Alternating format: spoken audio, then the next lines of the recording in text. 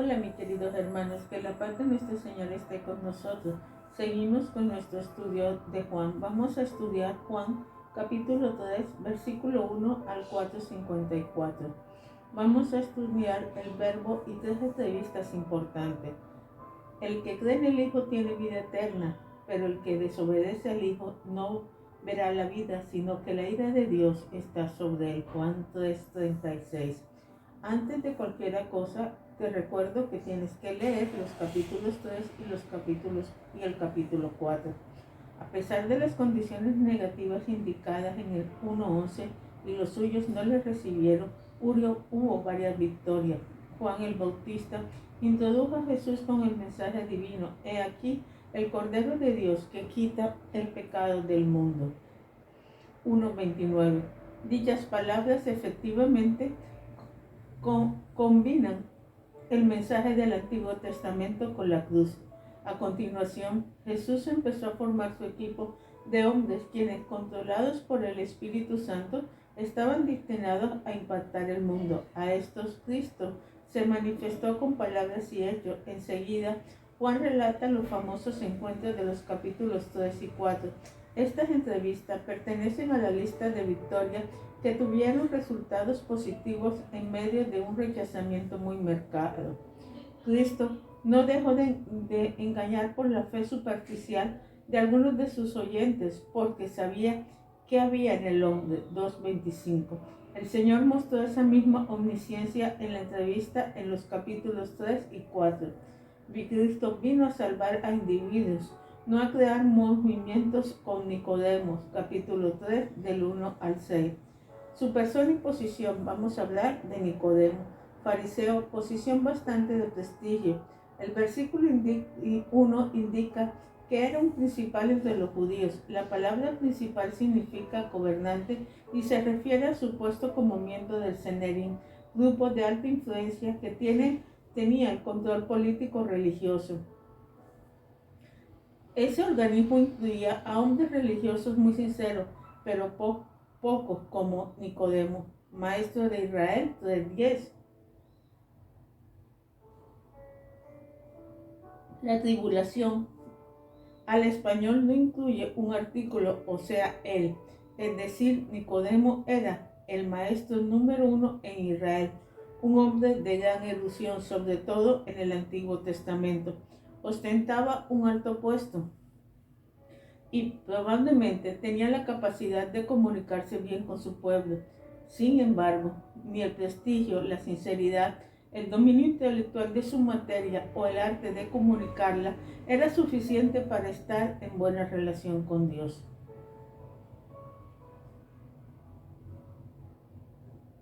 Era un hombre sabio. Una de las evidencias las encontramos en el versículo 2. Este vino a Jesús de noche, entendiendo que muchos han señalado este detalle como evidencia de cobardía. Sin embargo, no toman en cuenta la gran responsabilidad que él tenía como maestro.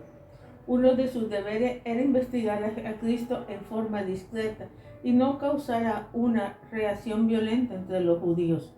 Además, ¿qué derecho tenemos de hacer tanto hincapié en de noche en vez de fijarnos más en el verbo vino? Es decir, Nicodemo tuvo interés y valor para llegar donde Cristo, lo que nadie hizo jamás en toda la nación.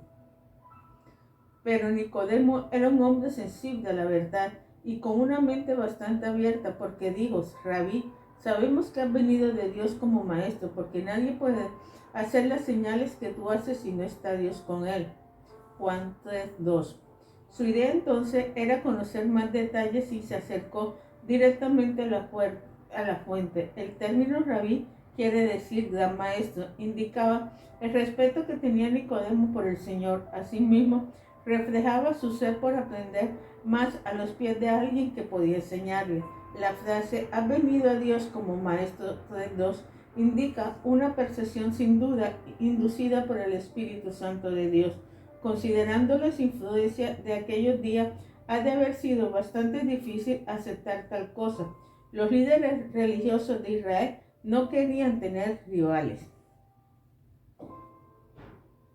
una respuesta directa y dirigida. 3:3. Cristo contestó dramáticamente, casi interrumpiendo a Nicodemo, tanto así que no le dejó hacer una pregunta. Siendo aún líder estudiado y educado, no cabe duda que Nicodemo quería explicar en forma más lenta la razón de su visita. Sin embargo, Jesús sabía lo que había en el hombre, 2:25, y no lo dejó terminar. Más bien, con palabras sorprendentes, suplió lo que Nicodemo ni siquiera sabía que necesitaba. De cierto te digo, que el que no naciera de nuevo no puede ver el reino de Dios. 3:3.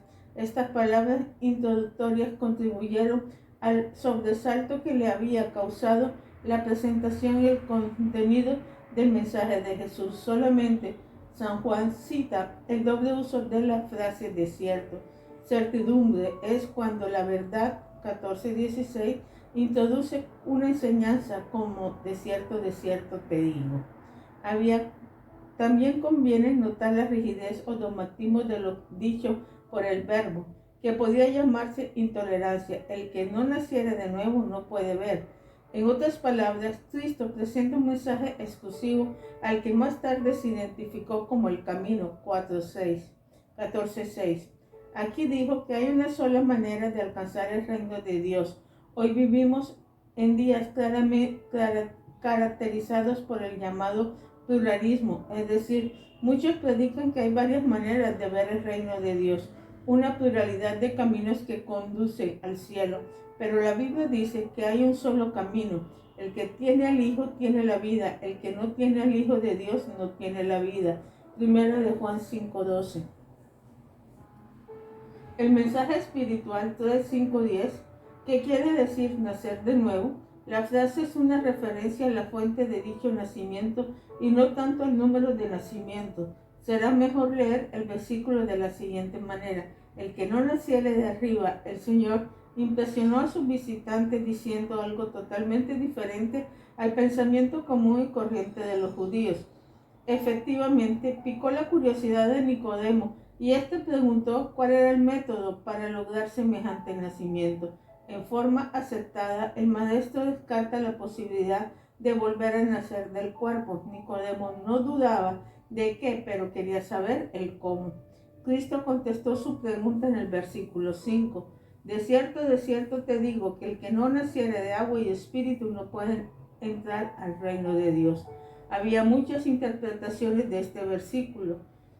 ¿A qué se refieren los vocablos agua y espíritu? Debe interpretarse la Biblia con mucho cuidado. Es sumamente necesario usar las reglas que controlan esa ciencia, empezando por supuesto por la gramática. Es lamentable que este versículo los traductores españoles agregaron al texto dos palabras que no están en lo que Juan escribió. Debe leerse agua y espíritu sin antes del vocablo espíritu. ¿Qué importancia tiene esto? ¿Cómo nos ayuda a entender mejor la posición? La explicación es un tanto técnica, pero muy importante, pues es la ciencia del mensaje que Cristo comunicó a Nicodemo. Con la frase del agua y espíritu, el Señor quiso decir que el nacimiento de arriba es una sola obra con dos facetas. Cuando un sustantivo en el Nuevo Testamento no tiene artículo, el autor no se refiere a uno o una, sino que quiere hacer hincapié en el carácter general del término. Cuando no dice ni agua ni el espíritu, enseña que hay dos cualidades que se requieren para lograr dicho nacimiento. Tiene que darse lo que va asociado con el agua: levantamiento, limpieza. Lo mismo puede decirse en cuanto al espíritu, el cual vivifica. Entonces, al menos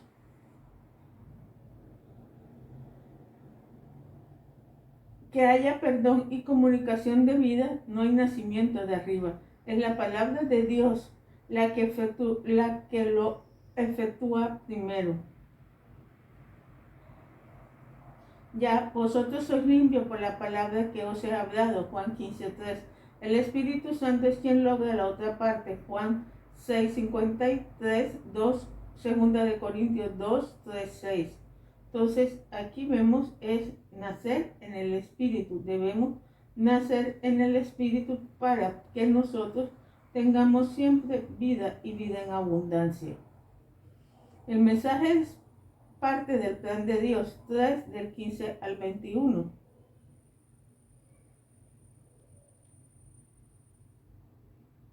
La ilustración es netamente judaica, 3, 14 y 15. Las páginas de las historias de Israel están repletas de intervenciones especiales de Dios. Número 21 nos cuenta de la plaga de serpiente ardiente que cayeron sobre el pueblo por la desobediencia.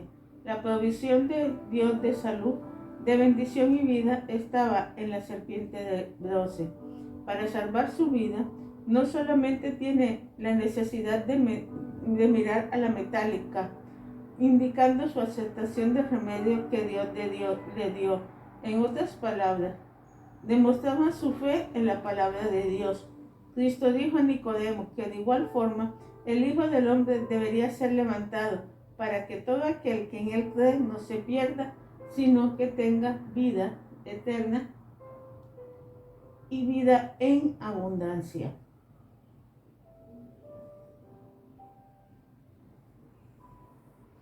En este contexto que rodea al bendecido y famoso versículo de Juan 3:16, Cristo explicó a Nicodemo que detrás de la venida del Mesías estaba el amor de Dios.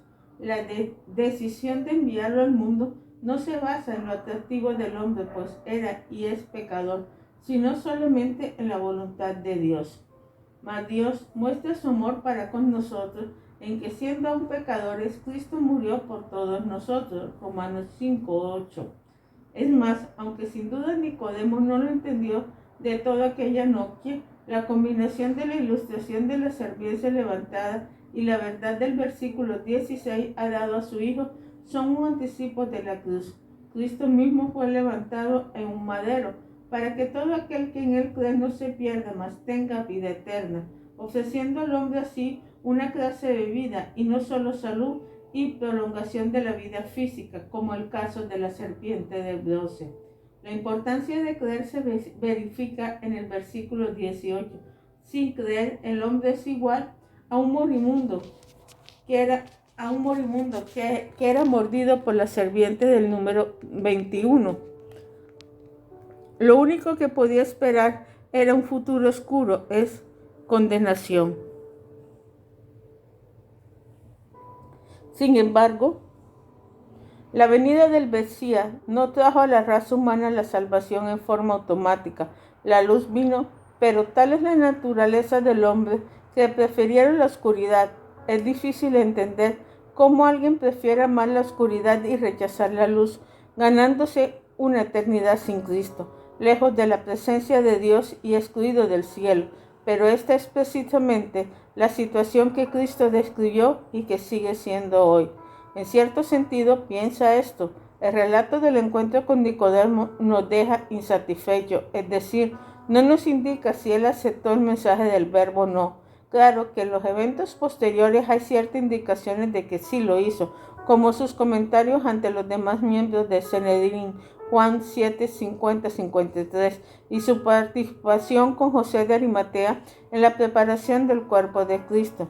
Sentirse insatisfechos es ignorar el propósito del Espíritu Santo, que era presentar al lector, tanto de aquel entonces como el de hoy en día, lo que quiere decir nacer de nuevo. La posición no pretende ser una biografía de Nicodemo, sino la presentación de una importantísima verdad. Hay importantes aún que el estado espiritual de Nicodemo es la respuesta del lector actual. ¿Has nacido tú de nuevo? Juan el Bautista testifica del mensaje del Verbo 3, 22, 36. La nota cronológica dice: Juan no había sido aún encarcelado el 24, sino que bautizaba en Enón. De esto resultó una discusión con ciertos judíos en cuanto a la purificación. Cuando alguien comentó acerca de la obra de Cristo, Juan confirmó que era su heraldo, que no era más que un precursor y definitivamente no era el Mesías, Confesó que su presencia había de menguar para que creciera el Mesías.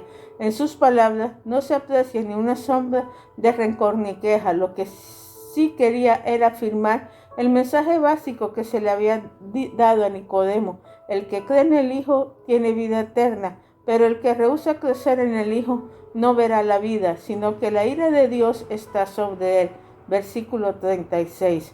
Juan el Bautista y Cristo no fueron rivales, ni en su ministerio ni en su mensaje, y el primero no pretendía hacer lo que el Señor vino a hacer. Ahora vamos a algo muy importante, la conversación de nuestro Señor con la samaritana y su compatriota. Capítulo 4, del 1 al 42. El creciente número de discípulos bautizados y la reacción negativa de los fariseos formaron el trasfondo del viaje al norte. Sin embargo, la frase "le era necesario pasar por Samaria 4:4" indica algo más que solo escapar de la posición de los líderes engañosos. El nivel de la samaritana era muy diferente al hombre entrevistado en el capítulo anterior. Nicodemo era de clase alta, recto y una moral en su vida, líder y maestro reconocido. Él tomó la iniciativa y vino a buscar a Cristo. En cambio, la mujer provenía de una raza menospreciada. Parece que su mismo pueblo la condenaba sin mucha educación ni aceptación social. Además, era impertinente. En esta ocasión es Cristo y no la mujer quien toma la iniciativa. Difícil sería encontrar a dos personas o situaciones más diferentes. En la famosa entrevista, versículo 4, del 6 al 27, una oportunidad aprovechada. Cansada y sediento, Cristo pidió agua a la samaritana.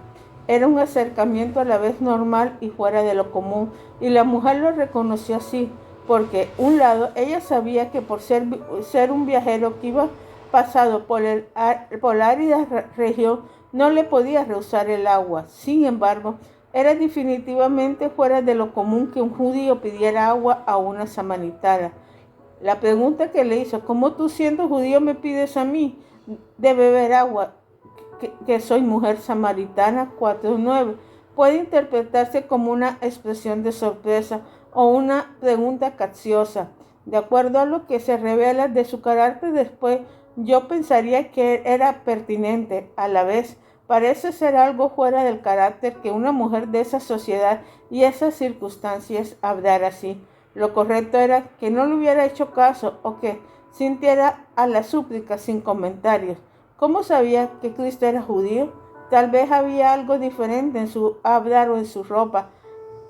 La porción no dice si le ofreció el agua, pero lo importante de beber se desvaneció a la luz del tema, mucho más interesante y importante. Pero razonemos un poco. Agua viva no es un elixir angelical que cae del cielo, no es el agua mágica ni una fórmula química, no es agua bendecida por la iglesia.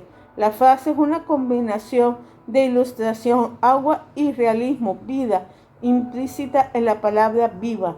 De hecho, es la misma oferta de vida espiritual que Cristo presentó a Nicodemo. Aquí usa la figura de agua, elemento vital para la vida física. Sin embargo, es una sustancia que uno mismo tiene que beber para obtener sus beneficios. Saber del agua o contemplar el agua no satisface. La sed se sacia bebiendo. De la misma manera, saber del nuevo nacimiento o de la salvación que Cristo ofrece no es suficiente. Uno tiene que apropiarse del agua viva. ¿Lo has hecho tú? Cristo le hace una oferta muy buena a la samaritana. 4, del 9 al 15. Agua viva. Esta frase llamó poderosamente la atención de la mujer. Primero, el Señor le señaló su ignorancia. Si conocieras el don de Dios. El Señor dijo esto sabiendo que la mayoría de los judíos, su propia gente, había rehusado reconocer su procedencia. No era sorprendente que ella también lo ignorara. Algo del judaísmo clásico e histórico formaba parte de la religión de los samaritanos, pero en realidad era un popurrí de prácticas religiosas procedentes de varios pueblos y naciones. Con las palabras: Señor, no tienes con qué sacarla y el pozo es hondo, versículo 11, La mujer demostró su perspectiva materialista y agregó, tal vez con algo de ironía, ¿acaso eres tú mayor que nuestro padre Jacob? A estas alturas ella sabía que tal cosa era imposible. El Señor agregó más información para aclarar la diferencia entre el agua del pozo de Jacob y la que él ofrecía.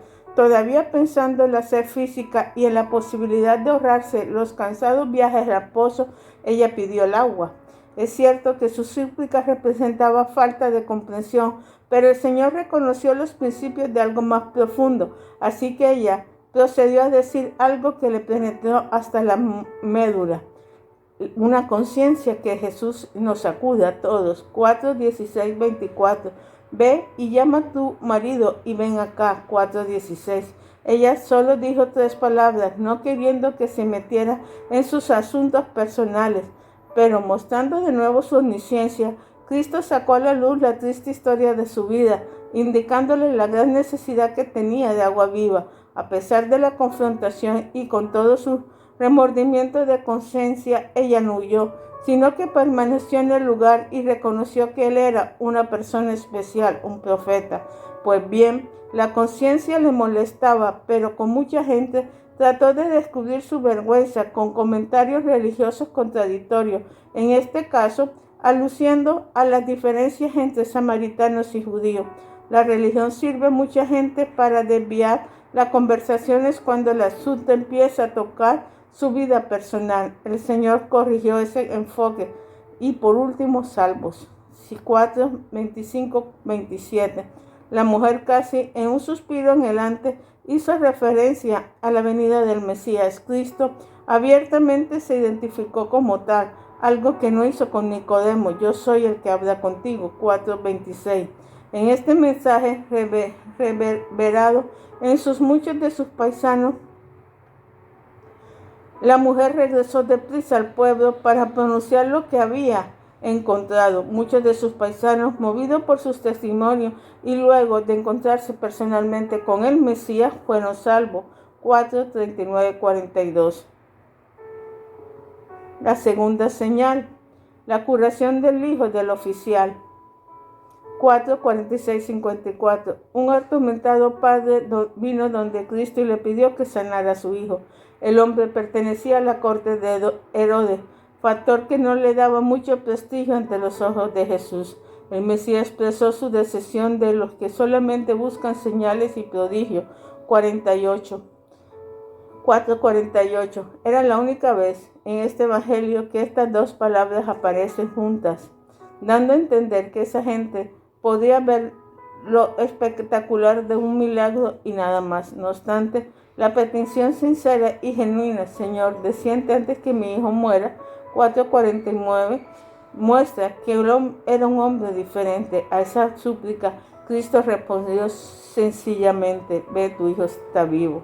Pensemos entonces, el enfermo no estaba presente. Cristo no tuvo que tocarlo con la mano para sanarlo. Con su palabra fue suficiente. La señal demuestra que las distancias no tienen límite para el poder del Hijo de Dios. El oficial había llegado hasta el Mesías con cierta fe, pero cuando terminó este asunto, creyó él y toda su casa. 4:54. ¿Qué era lo que creyó? Lo que Cristo dijo es precisamente que el Señor exige de nosotros. La señal comprueba quién es Jesús y subraya la necesidad de creer en Él. Oh Dios eterno, misericordioso, te damos gracias por todo lo que tú haces. Que tu amor, tu presencia, tu misericordia siempre esté con nosotros, dándonos, Padre Celestial, paz y tranquilidad. Te pedimos, Padre eterno, que tú siempre sigas a nuestro lado, que nunca, Padre Celestial, nos deje. Te pedimos, Padre Celestial, que cada día abras nuestro entendimiento, como lo hiciste con Nicodemo, Señor, y como lo hiciste con la samaritana. Que tu amor y tu presencia nunca nos deje, y que tu misericordia siempre nos acompañe. Amén y amén. Si necesitas oración o quieres hablar con uno de nosotros o consejería, lo puedes hacer a través del WhatsApp más 57 310 601 6670. Que la paz de nuestro Señor Jesucristo, su amor y su misericordia siempre te acompañe y siempre esté contigo. Amén y amén.